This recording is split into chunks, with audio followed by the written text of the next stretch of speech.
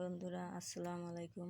আজ আমি বানাবো আমার গাছের কাঁঠাল এবং মুরগির মাংস দিয়ে বড়া বানাবো। দেখুন, প্রথমে আমি গাছ থেকে একটা কাঁঠাল কেটে কেটে বেছে সেদ্ধ করে নিয়েছি। এখানে আমি নিয়েছি আটা, বেসন, সেদ্ধ চিকেন, কাঁচামরিচ, পেঁয়াজ এবং মসুরির ডাল ভিজিয়ে রেখেছিলাম। সেটা এখন আমি হাত দিয়ে সেদ্ধ কাঁঠালটাকে কুচি কুচি করে নেব। এভাবে চটকে নিলেই কাঁঠাল একদম ছোটো ছোটো হয়ে যাবে।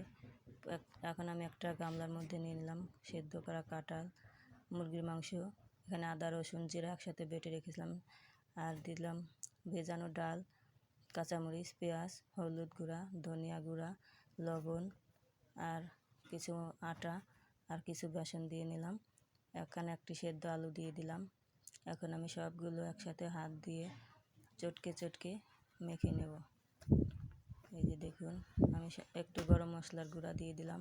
আবার একটু ভালো করে মেখে আমি আমার ইচ্ছা মতো বল বানিয়ে নেব। আপনারা যে কোনো শেপে বানাতে পারেন। আমি এখানে বল বানিয়ে আঙুল দিয়ে চেপে একটু চ্যাপ্টা করে নিলাম, যাতে বড়াটা ভালো মুচমুচে হয়।